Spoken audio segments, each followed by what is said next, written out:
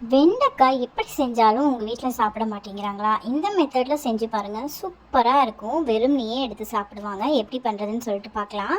நான் வந்து வெண்டைக்காவை நாலாக, அதாவது ஒழுங்காக கட் பண்ணிவிட்டு இந்த மாதிரி நீல வாக்கில் நாலாக கட் பண்ணி வச்சுருக்கிறேன். ஸோ இந்த மாதிரி கட் பண்ணிக்கோங்க.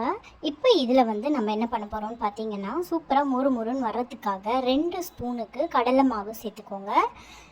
2 ஸ்பூன் கடலை மாவு, வேகலாம் வைக்க வேண்டாம், அப்படியே பச்சையாகவே 2 ஸ்பூன் கடலை மாவும் 1 ஸ்பூன் வந்து அரிசி மாவும் சேர்த்துருக்குறேன்.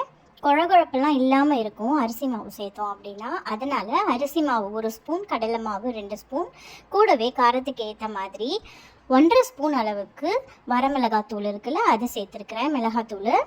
அதுக்கப்புறமா கால் டீஸ்பூன் வந்து மஞ்சத்தூள், 1/2 டீஸ்பூன் தனியாத்தூள் சேர்த்துருக்குறேன். அதுக்கப்புறமா தேவையான அளவு உப்பு எல்லாத்தையும் சேர்த்து கொஞ்சமாக எண்ணெய் விட்டுக்கோங்க.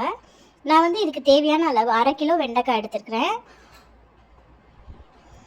இப்போ வந்து கொஞ்சமாக எண்ணெய் விட்டுக்கோங்க. ஒரு 2 ஸ்பூன் அளவுக்கு எண்ணெய் விட்டுக்கோங்க. ஏன்னா அந்த மசாலாலாம் போட்டிருக்கோம் இல்லையா, அந்த மசாலாலாம் உதிராமல் இருக்கிறதுக்காக ஒரு 2 ஸ்பூன் அளவுக்கு எண்ணெய், நம்ம நார்மல் குக்கிங் ஆயில் தான், நம்ம யூஸ் பண்ணுற ரெகுலர் ஆயில் தான், எண்ணெய் போட்டு நல்லா இந்த மாதிரி பெசரி விட்டுக்கோங்க. எண்ணெய் சேர்க்க சேர்க்க நம்மளுக்கு வந்து மசாலா வந்து உதிராமல் வரும்.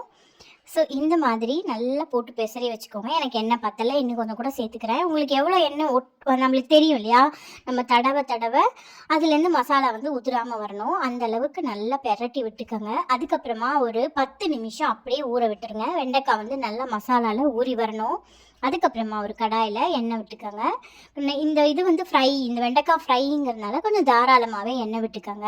எண்ணெய் நல்லா சூடாகட்டும். சூடானதுக்கப்புறமா கருவேப்பிலையை ஃபஸ்ட்டு சேர்த்துருங்க. ஏன்னா கருவேப்பிலை கழுவி ஈரமாக இருக்கிறதுனால குழகுழப்பு தன்மை வந்துடும். அதனால் நம்ம வந்து கருவேப்பிலையை ஃபஸ்ட்டு போட்டுடலாம்.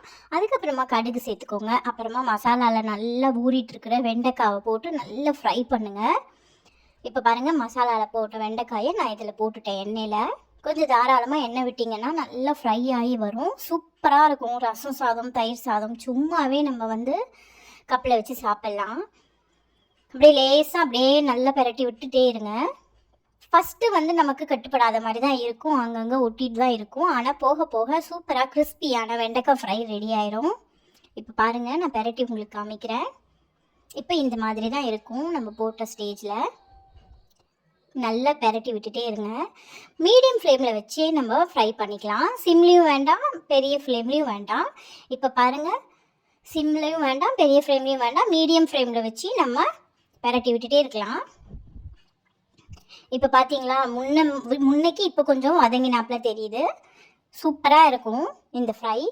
அதுக்கு முன்னாடி நம்ம சேனலில் நிறைய பேர் சப்ஸ்கிரைப் பண்ணாமல் பார்த்துட்டு இருக்கீங்க. மறக்காமல் சப்ஸ்கிரைப் பண்ணிவிட்டு பாருங்கள். இன்னும் நிறைய புது ரெசிபீஸ்லாம் வந்துக்கிட்டே இருக்குது. இங்கே பாருங்கள், சூப்பரான ஃப்ரை ரெடி ஆயிடுச்சு. மறக்காமல் நம்ம சேனலை சப்ஸ்கிரைப் பண்ணிடுங்க. ட்ரை பண்ணி பார்த்துட்டு கமெண்ட்டில் சொல்லுங்கள். இன்னொரு வீடியோவில் சந்திக்கிறேன். பாய்.